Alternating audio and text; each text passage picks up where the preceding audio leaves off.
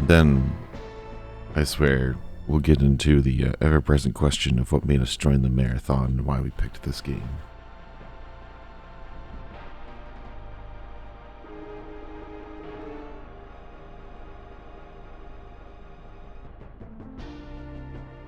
Oh, I can read it. From the diary of Lester Knight Jakin, I am taking advantage of this short period of rest to record some useful information in my notebook, which has survived my recent adventures. I am now separated from my companion, whom without his help I would still be trapped. I hope I manage to find him. I owe him my life. Right now I am lost in a maze of underground corridors.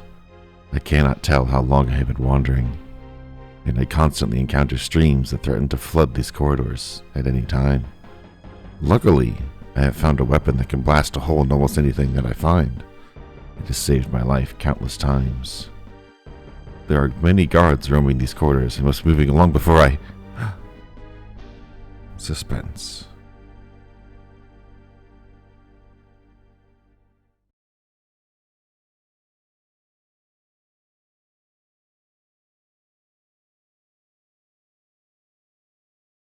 And yes, this game, even for the SNES, has loading screens.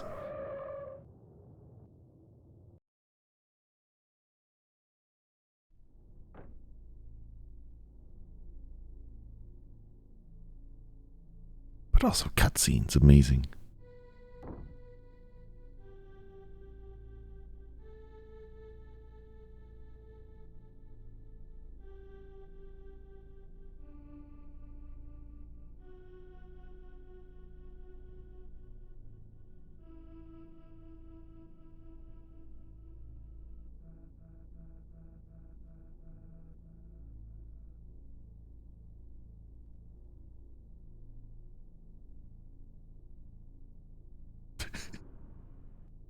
I'm sorry, he just looks so goofy.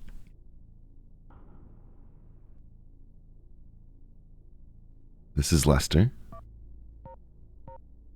He's a physicist who, is just coming into work.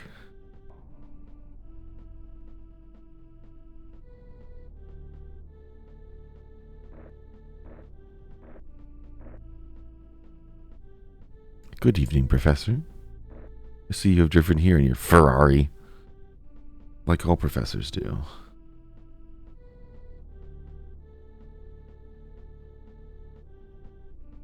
We're just coming in to do all of our physics like we do on our peanut computer.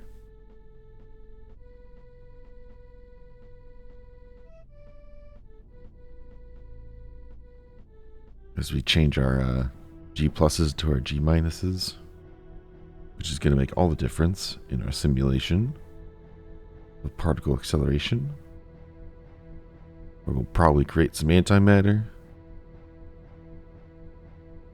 And you gotta crack open a cold one at 6:30 in the morning when you're doing your physics.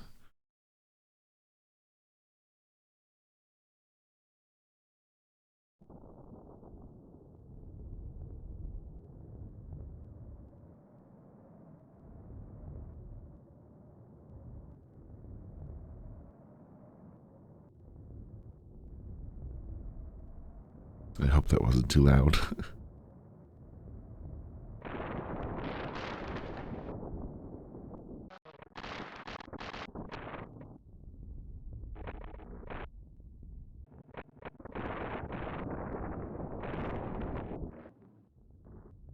Oh dear.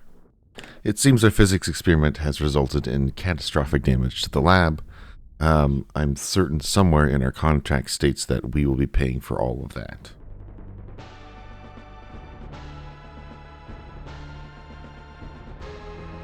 With that lovely cutscene out of the way, we can get started with this game, which throws you straight into it. But yes, the joke is on them. We're in another world, and here we go. This is a quite unique game for the SNES, in that there's no real menus, there's no real inventory, there's no real menu. I already said menus, didn't I? But there are puzzles in action. The first puzzle of which is these little slug creatures who, if we touch them, will pull out a needle and kill us as we make our way to the right to get ambushed by, I'm sure he's friendly with all of those teeth. Let's just go run away, please. Are you okay with me posting a link to a blog with an awesome technical write-up on the game? This is Jake Chat, so I think made the jump. I think that's up to the rest of the mods. As we continue to run away, and hopefully let this thing not catch us, but it's closing in, it's closing in. We can get saved by these guys, who are definitely friendly, as we make our gormless hello. I'm sure he's friendly. Ow. As we get shot. And now for the best cutscene in the game.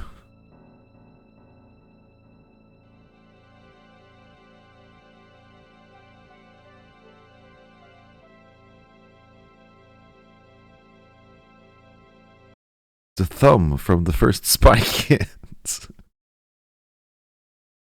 One of those terrifying monstrosities. Now that is indeed our friend that was spoken of in the intro. Now our job is to shake this cage back and forth. We've got to escape. But not before hearing one of the only 2 voice lines in this game. Which is Nansta. Here comes the second. Mike Aruba.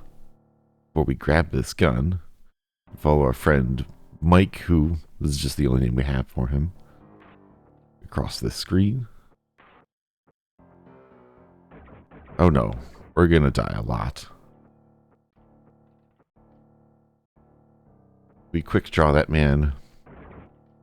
And now we get into the gun mechanics. So you can shoot the gun regularly, but if you charge it up to this single blue dot, it will create a shield in front of us. And if you charge it further, it will create a giant blue blast that will destroy shields. Right now we're just waiting for Mike to actually operate the door.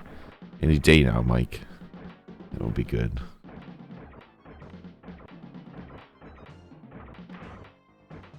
Any day now, Mike. There is a charge on the gun that we can't use too much of the gun. And then just be stuck, but we could make it through and head on down through this elevator. There's 3 floors. We'll skip the second floor and go all the way down to the bottom, where we will run over here, crouch and quick draw this man. Not fast enough.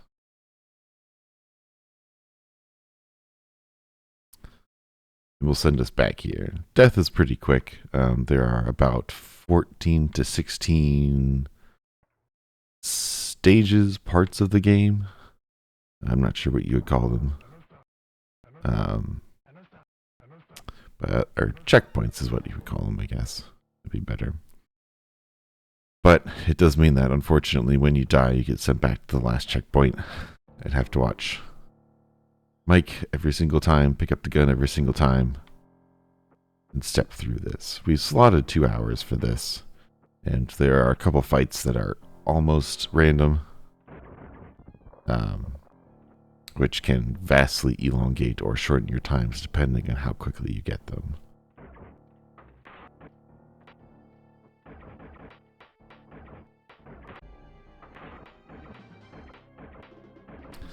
So we'll get through this part again as Mike handles the doors.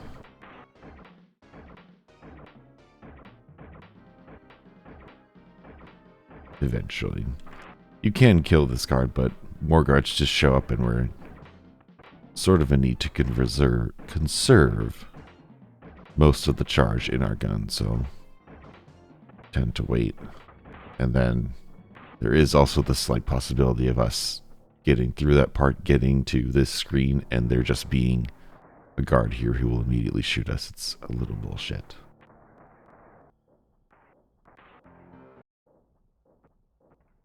So we charge over here, and fastest gun in the West.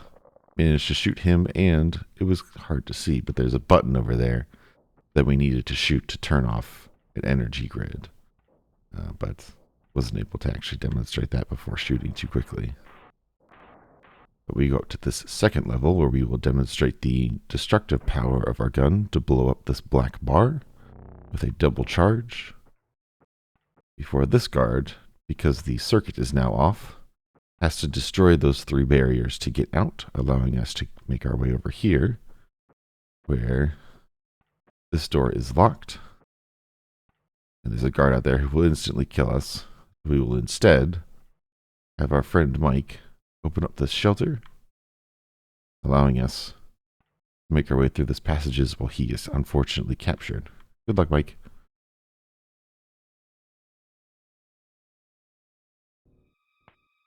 And we now enter probably the most random part of the run, because there's a bit of tech with rolling, in that if you roll onto your stomach, you'll do like a complete roll.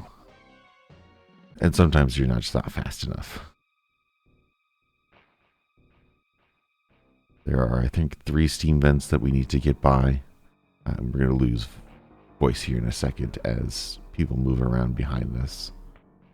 But we'll be moving down this slope and then dropping down another one where there are 2 vents on the right and left, and we'll go to the right.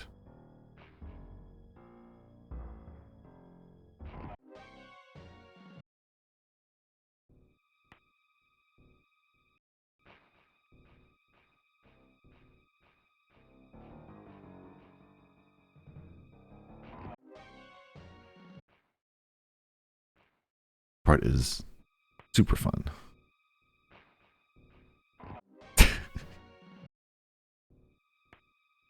But thankfully, you only have to do it once.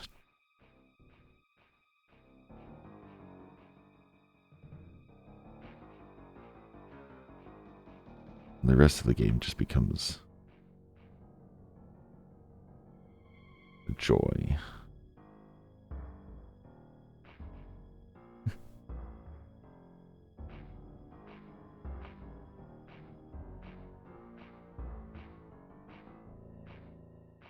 Over to the right, to the left,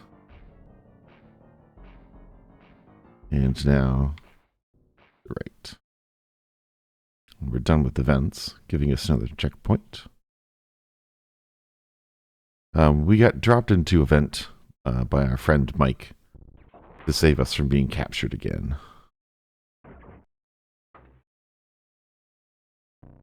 And we will again demonstrate the double charge, destroying these 3 black bars. Before recharging our gun in this recharging station, because our gun can run out of ammo. And we have glorious frames for one screen. For quick drawing on this man. And pandemonium breaking out behind us as we see Mike escaping from his captors. For a brief second before we come to this bridge. And blow a hole open in this part. And now do not adjust your sets. There is nothing wrong. This is just a long loading screen where nothing happens, which is strange. We enter the caves of bullshit, which are is actually a misnomer. There's no bowls in here. There's one like pterodactyl flying thing, but the caves of pterodactyl flying thing shit doesn't really roll off the tongue. But now we enter 3 frames per second. There's nothing wrong with your screens. This is just how fast the game runs.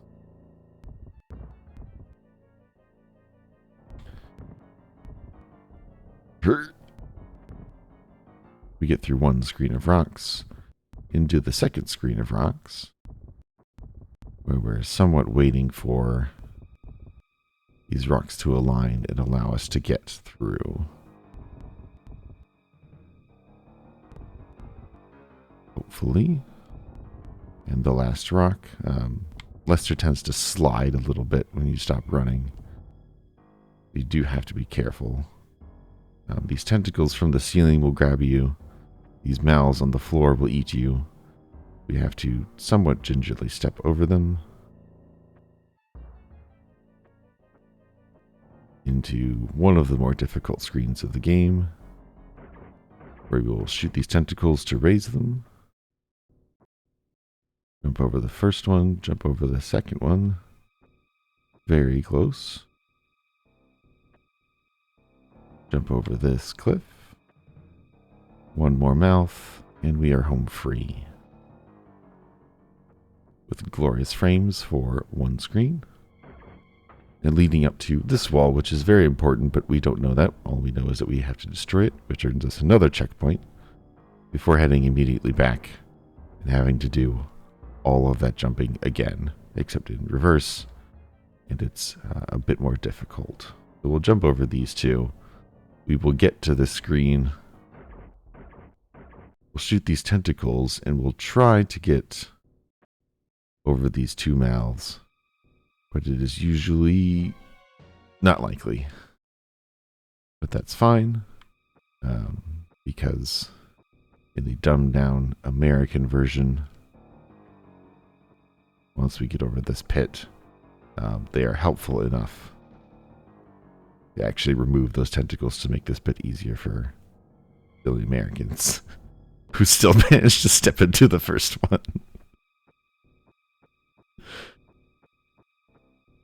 We have a laser gun because we squashed one of Mike's compatriots with our cage, and he dropped it.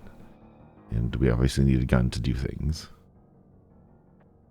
So, we will carefully step forward to jump over both of those, jump over that one, and complete this last screen.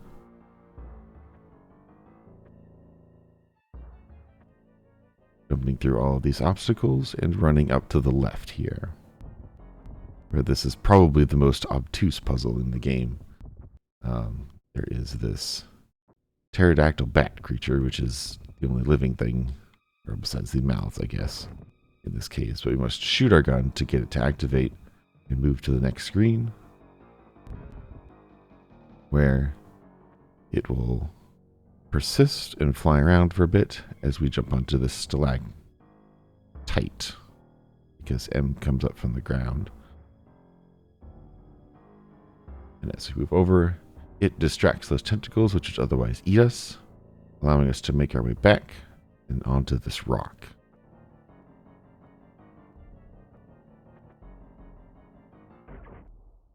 And now we enter the Cave of Bullshit, Part 2. Where we will destroy this rock, move up here, and make our way over these pits, over to the right again, following a similar pattern of what we did before. But instead of just a wall in the middle of nowhere that we need to destroy this pillar holding up all this water.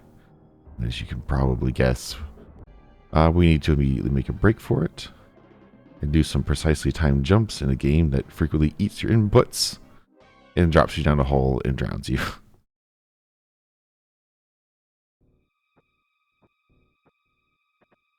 Is probably the second or third most reset heavy point.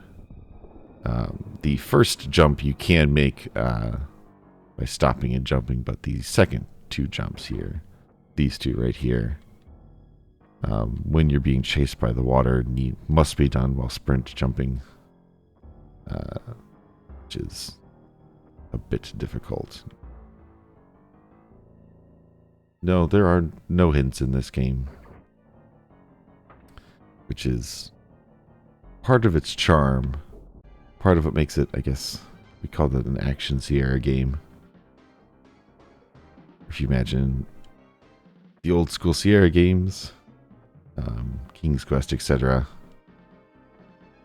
Very nice. That is the Cave of Bullshit done. Very quickly, too. So, we destroy this wall. getting us out of the cave and into this complex, where we will play silly buggers jumping over this. And moving across this screen, which would be a waterfall had we not released all of that water below. And we get another save screen here.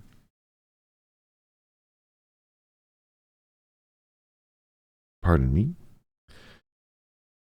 And we get back to some more combat, as we see Mike down below, who has escaped and is now crawling forward. But you can see there's a disc down there in his way. And that'll be one of our objectives, is to remove that disc for him. But first, we have to enter another reset heavy point, where we jump down here, quick draw that man, which alerts the guard on this screen, who we cannot kill, despite our attempts, and who locks himself in this room. Now he will, if we open those doors, he will roll a grenade, which will go through our red shields. So what we do instead is open those doors to make him throw a grenade and hoist him by his own petard, letting him destroy himself as the grenade rolls through his shields and kills him, rather than trying to fight him. We'll destroy this door, move over to the right, and this is a precisely timed puzzle, which is rather annoying. We need to drop this green ball onto the guard below, otherwise we will be a dead man walking, if you're familiar with Sierra games. However, if we miss, he will start shooting at us, and there's not really much we can do.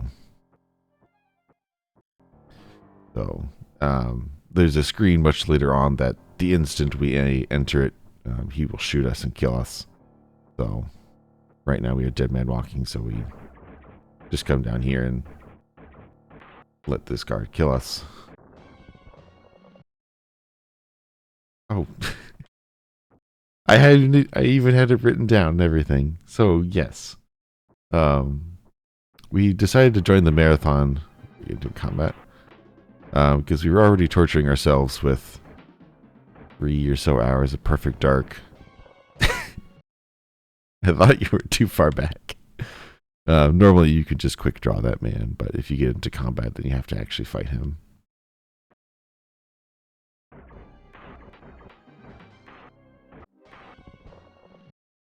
Just stay crouched.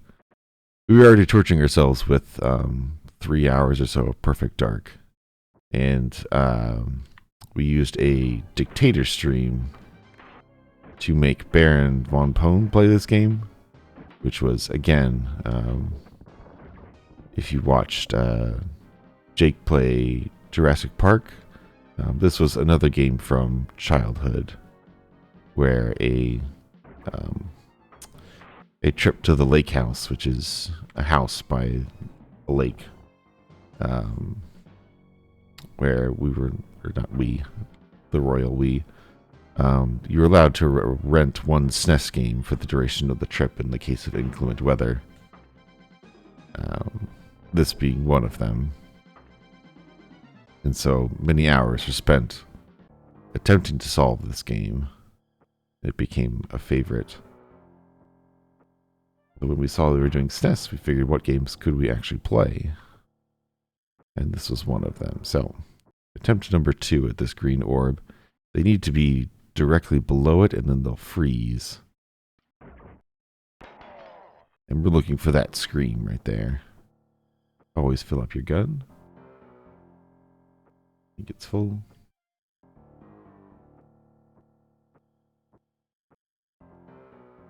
But this is a fun, unique game that at least I had not heard of ever growing up.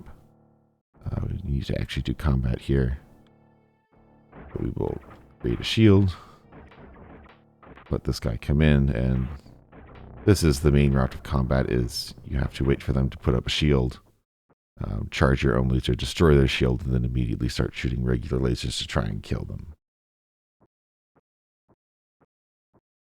But here, as we mentioned previously, Mike is above us, trapped by that circle. Destroying that chandelier will lower it and allow him to escape. as we move to the right where absolutely nothing will happen.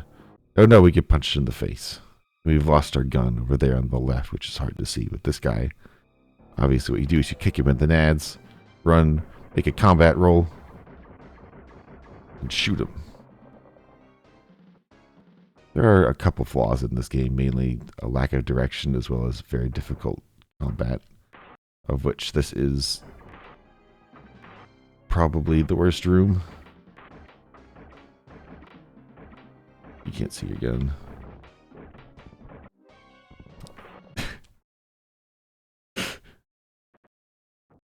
And now we have to do the whole thing over again. That room's hard, but guards come from both sides, and you pretty much have to put up a shield behind you, put up a shield in front of you, kill the guard in front of you, and then make your way forward very quickly. But we know what to do. It just is a matter of taking some time to do it. Did I answer both of them? Why did we join the marathon and then my out of this world? Out of this world because it was both the lake house and Baron, yes. So, another attempt at... Oop. If you accidentally shoot, it's not a dead man walking, because he will reset his pattern and you can come back and try again. But when you take it down... Very nice. When you actually shoot it down and it misses and you start shooting, that's just when you have to actually reset. But hard part over. Now we move back, do our combat, free mic, and then move over to the hallway.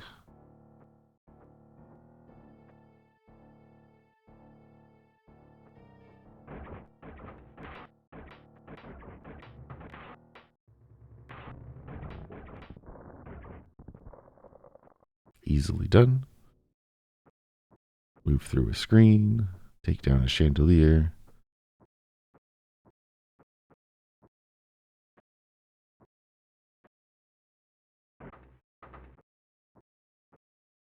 And then get punched in the face again. Lester is pretty abused throughout this entire game.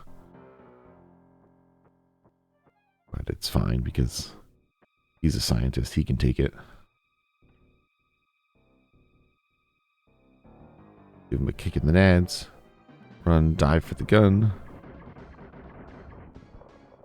And get the action music as we move forward. And then it might help to not... That might be too far back. Oh, you're too far forward now.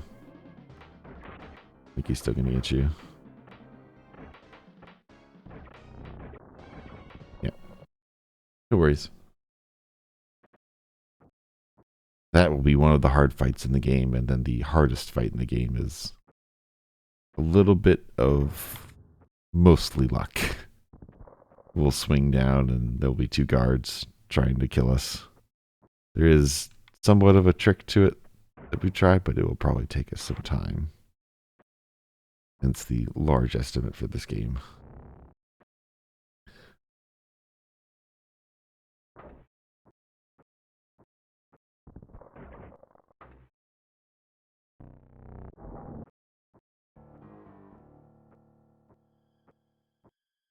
There are plenty of angry hand waves in gesturing at the screen, which is usually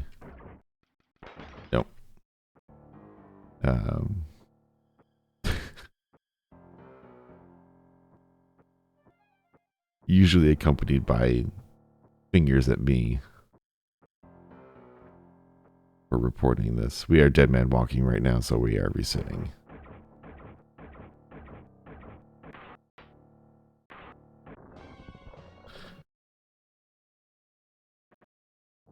But we will get through it as we quick shot this man, obviously.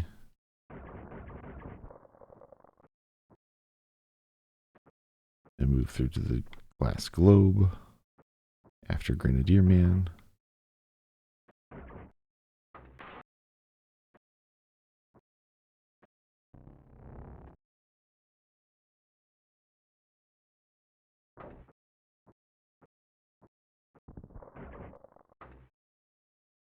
You do need to put up a shield there because he will just shoot you if you don't put up a shield. And they're just standing there gormlessly.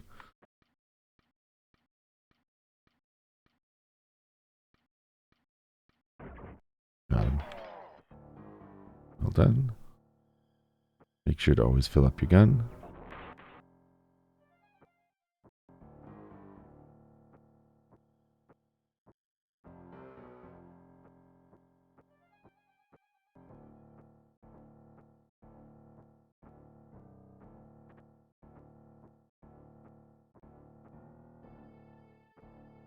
A brief combat. The other, I guess, challenge or difficulty with the game is the immense slowdown that you've probably seen when many things are happening on the screen. In particular, when there's a lot of combat going on, it can really affect the timing of your charge, making sure you're in the correct firing position, etc. Based on how long your button presses are. But it's not as easy as it looks, as I found out when I was playing it. I was forced to play it. So, like there, when there's one guard on the screen, it's not so bad. But we move here.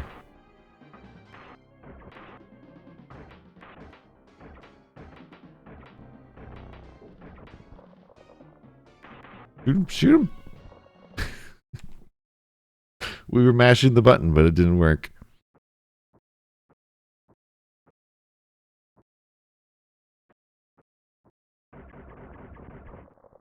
There's a lot of shots. This game also does like to eat your inputs. Just everything. There's 4 buttons on a Super Nintendo controller. We make use of exactly 2. One for gun, run, and everything else. And then one for jump.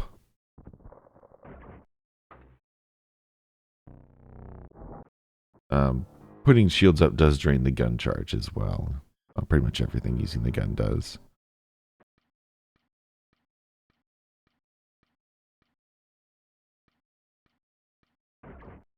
Yep.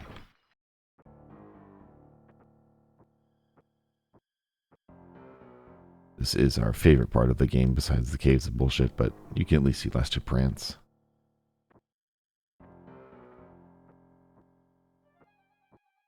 There are points of the game that are very frustrating, but it's quite fun. Especially when you get things right and you actually get to progress.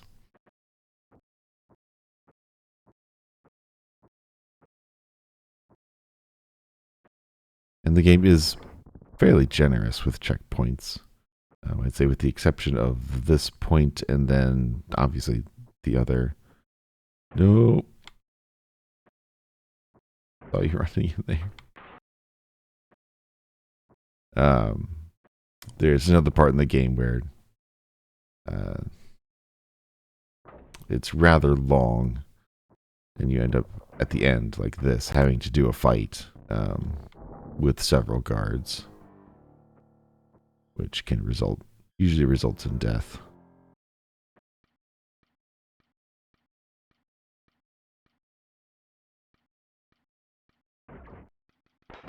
One too many.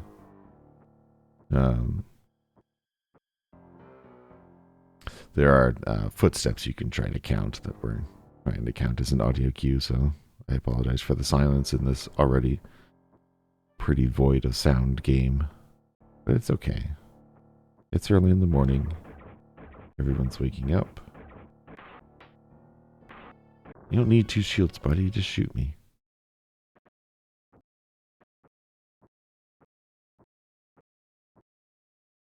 They're talking about the Neo Geo. I don't know what that is.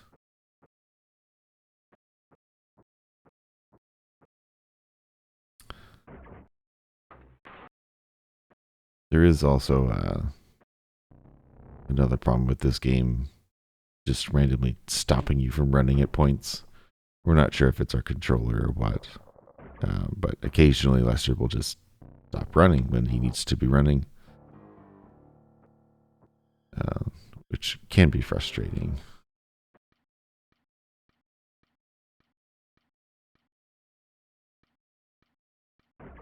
Got him.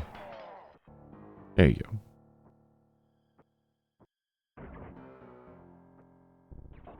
Always fill up your gun.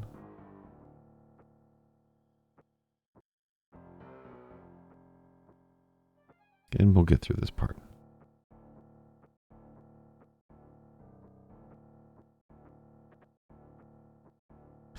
Yes, shooting and running are assigned to the same button. Wait, the second one, there you go. The AI in this game is treacherous. If you put up a shield, or rather, the AI in this game is designed to try and move to a spot between two shields, which we might come into play later. If you put a shield up and turn your back to it, they will frequently press forward and make use of that shield and can end up killing you as they stick their guns through your shield.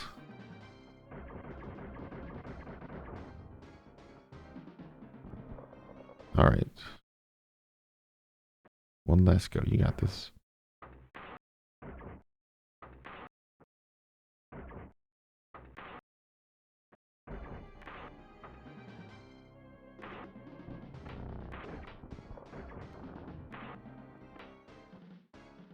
You might see it there. So, not far enough forward. That guard saw that we had moved away from our shield and moved forward to take advantage of it.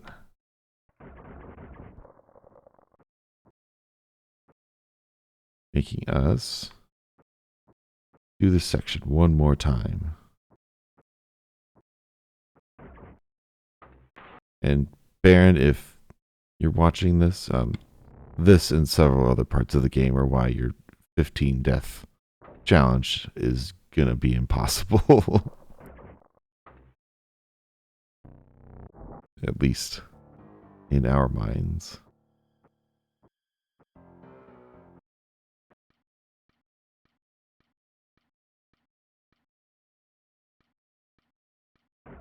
Got him. Very nice.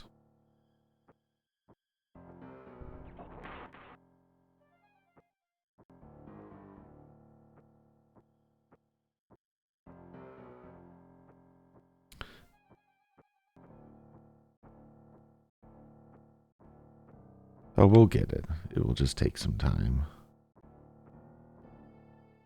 The game itself isn't very long, but it's, again, every stage requires at least some form of perfect execution. Or not perfect execution, but precision, let's say.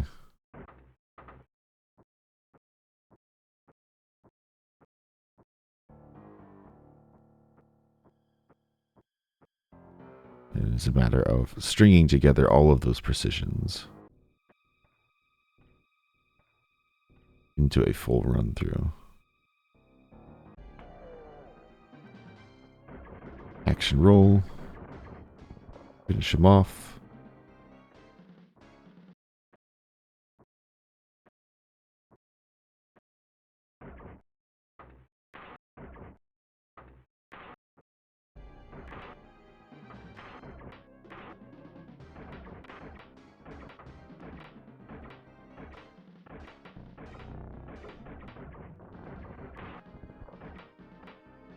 Got it, you got it, you got it. Jump, jump, jump, jump, jump, jump, jump. There we go. We got the checkpoint, but the first time you complete that checkpoint, that guard spawns behind you. He will not spawn on other incantations. Welcome to the screen of slow, where we get precisely 3 frames. But he will appear behind you, and you have to immediately jump in the water or he will kill you. But he will not spawn there on successive attempts. which will probably happen on this screen as we swim through the water that we released earlier. We need to stop up there for air, otherwise we'll drown here. As we swim through these tunnels, come up just on the edges of these two mouths and jump over them. They will become a problem later. As we shoot this blue wire, and now must sprint jump back to the next screen and over these two mouths, but not too fast. Otherwise you land in the second mouth. So as we see, that guard doesn't spawn there. But you can try to get close enough to the mouths in order to do it in a standing jump. We've not had very much success doing so, and usually try the sprint jump, but it does unfortunately make us go back through this room of 3 frames. We had a working theory that if you watch Lester, depending on the way he's moving on the screen, he changes orientation. You can see him moving from up to like a middle to a down movement. We think whatever programming they put in there causes an immense amount to slow down. Either that or the water physics itself. So you can standing jump over those from the water. We've not had much luck doing so.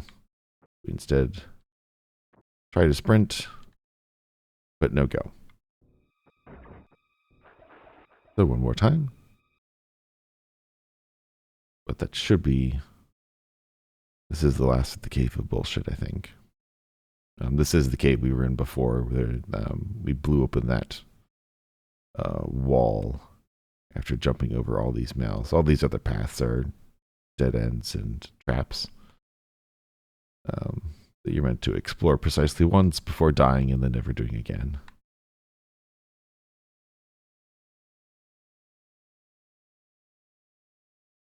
I will do my best, Jake. Enjoy your trip to the shops. And I will do my best to narrate what we're doing as we die to the same screen over and over again. But we need to disable this laser grid, or this blue line thing, in order to stop or allow us to progress. Nice, very well done. We managed to jump over both the mouths back into the water. We need to quickly make our way straight back up to that air pocket in order to breathe again before we drown, through the free frames. But disabling that blue line turns off a laser grid in this next screen, and thankfully gets us another checkpoint, so we don't have to do this again. We carefully turn to the right and make our way back through the wall that we blasted open in the first part of the cave of bullshit, through this nice many-framed window. More frames here, it's glorious. Keep swimming quickly, otherwise we drown. And there is no indication or time or anything of when you drown, you just drown. Here is the room where we dropped the green glass globe onto the guard. He would immediately kill us if we did not do that, and that's the dead man walking syndrome. So now, because we have disabled the energy grid, we drop down here, immediately run to the right and destroy this wall. Because we destroy the energy grid, these guards now must destroy each of these successive walls behind us as we sprint through them. And you can see above us, Mike is crawling through the vents after we release him with the chandelier. But we need to make our way over to here, where there's a dead end. We need to get through. Oof. This close. So we are stuck at the end of this passage with 2 guards shooting at us. And this is the danger where if you have not charged your pistol, you could run out of charge as Mike knocks down that wall. No! Mike is above us and knocks down a vent before reaching a hand to pull us through and save us. We turned away from our shield, which made the guards advance towards us and actually kill us before Mike deigned to pull his head back and stick his arm through.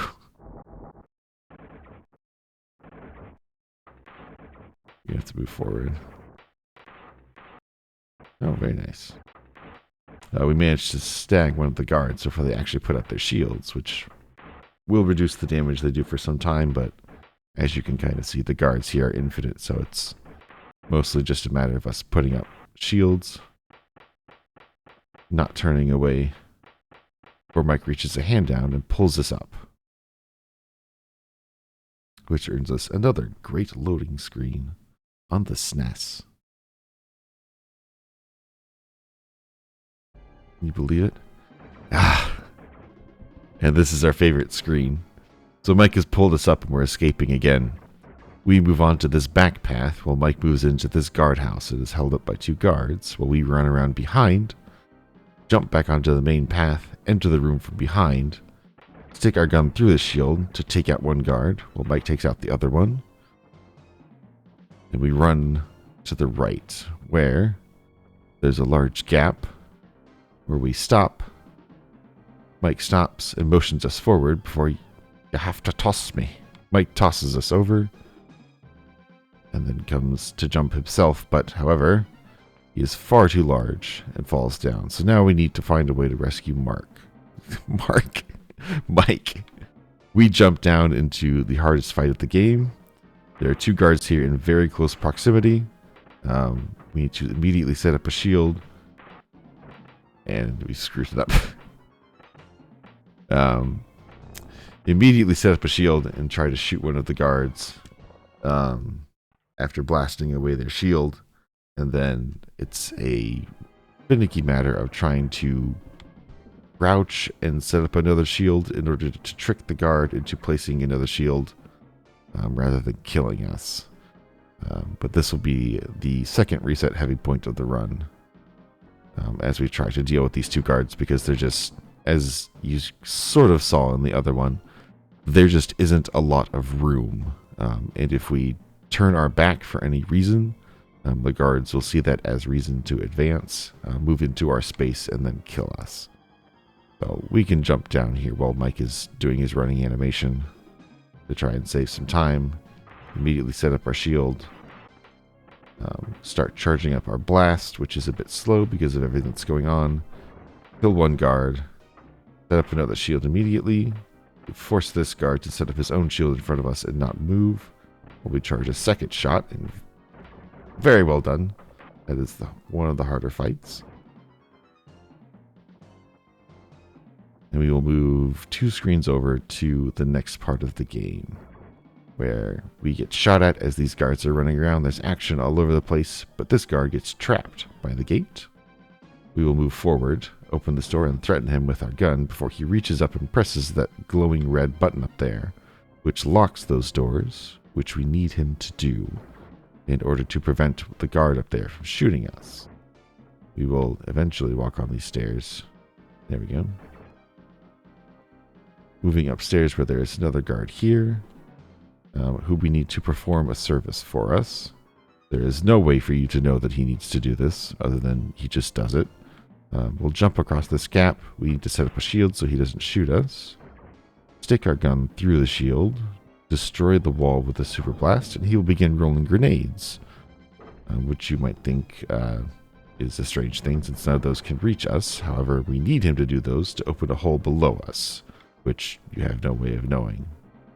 Now, because we've locked the door, this guard is forced to use his super blast to destroy it rather than killing us, allowing us to charge up our own super blast, destroy his shield, and kill him. We come down here, tap this blue line, and then head back up. And so now, we needed that guard to roll precisely 4 grenades to allow us to drop down this hole and enter what is becoming the final portion of the game. And this is a careful part, as we cannot see, there we go, anything, but we must jump over that gap and not fall down into it, which we would fall down into it if we were moving too fast. But we pull that lever to release Pandemonium, or Gorillamonium. So those beasts that we encountered earlier have been being kept in cages. We get some glorious 3 frames per second. As all hell breaks loose, lasers are flying everywhere. And we make a sprint to the right here, where we move up through this chute, move over to the left, and we're underneath Mike now. We move forward to the left to drop down a bridge, to release him and save him. He comes over here, raises his arms to activate this lift. And I don't know, I guess we raise our arms? Yeah, sure. Let's go. Into, whatever this is. It looks like a tank. It looks like a square. Let's go with not a rhombus. That's four-sided, isn't it? I don't remember geometry. It's a lopsided pentagon. I don't know. But it's great. It's a sort of tank thing that we drive out into the middle of a coliseum where there is more pandemonium, more gorillas running around, more gladiators fighting.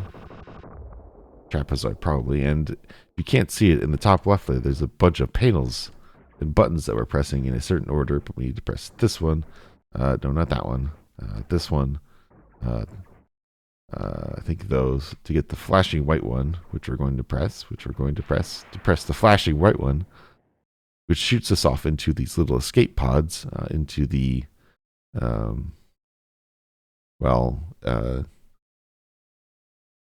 is going to get hit by Twitch, into the bathing chamber. Please close your eyes. But thankfully, we have to follow Twitch guidelines so we could spend no more time here than is absolutely necessary as we run off to the right into the final fight of the game, which you far forward against 4 guards, which is deadly as they advance rather quickly. You're forced to try and kill them. I think it may have you. Yeah. But thankfully, the respawn point is just here. Oh yes, this game is pure Mume logic. It makes sense in universe, makes sense nowhere else. We create a shield here and work on destroying these. If you're lucky and fast with your button presses, there we go. And just the lag of the game.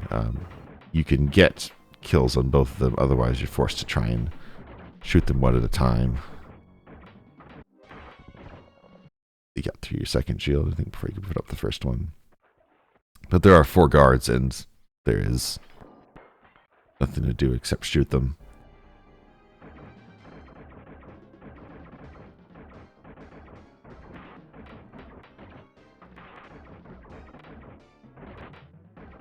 Which just depends basically on a little bit of luck and a little bit of timing. They do tend to destroy your shields much faster than you destroy yours because they usually have 2 guards shooting them, which will decrease them faster.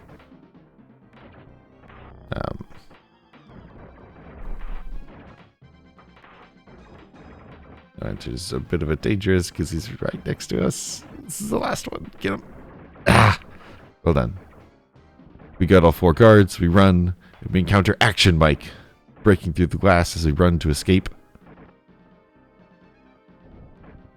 Before we get shot down and fall. Where'd Lester go? Where is he? We're falling and saved by Mike, right? That guy has red eyes. That's not Mike. He gives us a swift kick, which immediately breaks all of our ribs as Mike falls down to try and save us, and we enter the greatest sound effects in video game history as Mike and the red-eyed guy have a slap fight while Lester, this is as fast as we can go, I do apologize. Lester slowly, very slowly, crawls his way over to the right here, and the slap fight ensues. And we're waiting for Mike must be on top for him to fall off. And we open that to kill Red Eyes. We may have screwed it. We open another lever to actually open the elevator, and we crawl back as fast as we can as lasers home in our position. Nope. And the final laser got us, sending us all the way back to the previous fight, which we are very near the end of the game. However, forcing us to go through this one more time. We got this.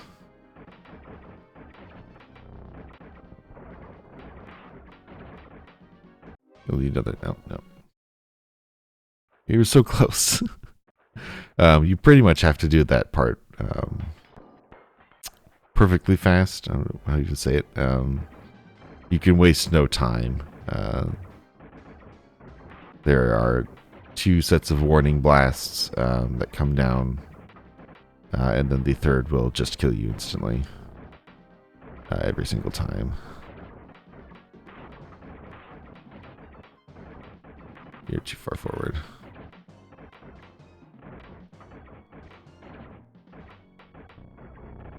But killing the guards again, got 3. One last guard, but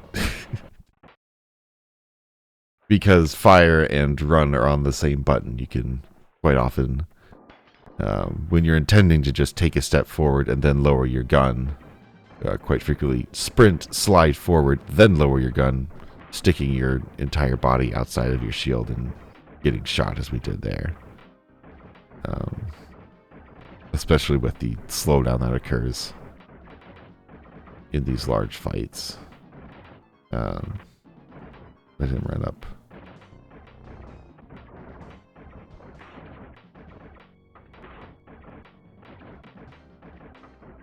We aren't sure if they gave up the gun charge mechanic or if your gun just has a lot of charge at this point. But you usually don't run into any problems with running out of charge. But defeated the guards, we move forward to encounter Action Mike, who will burst out of that stained glass as we fall down. Yeah, How Long to Beat put this game at 2 hours, which is why we selected 2 hours, because we hadn't played it in a while. We're not sure how well we would do, as well as you saw how short some of these segments are in real time to actually do, like, complete, but how long it can take you when some things just don't work out. But we will crawl our way over here.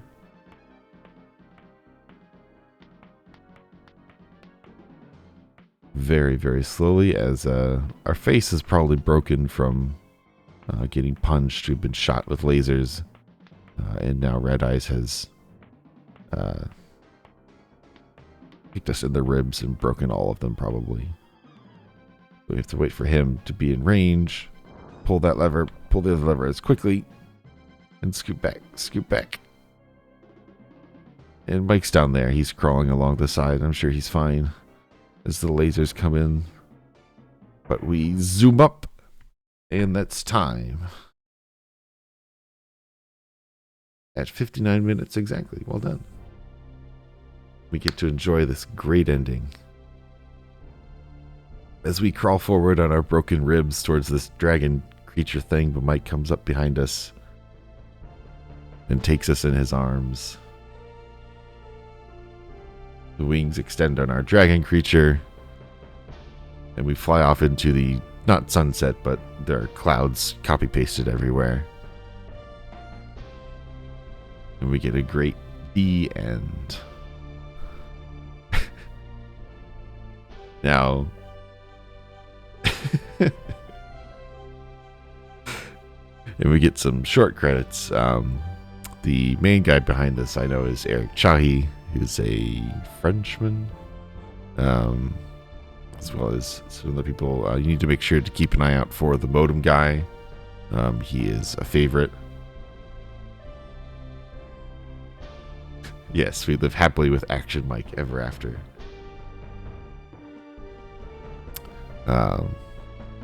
So we did slot 2 hours for this. Up next is supposed to be Goof Troop by Nico Wars, but I don't believe he would be ready at this time. So, and it's my understanding that I am going to be past the controller, and I am going to be playing Pilot Wings until he's ready. There he is, Chris Taylor with the modem guy. He's our favorite credit. So that is our plan until either someone from the Discord tells us that we're ready to host, and then we just get sent back to the credits here, or Nico Wars comes up and says that they are ready to be hosted.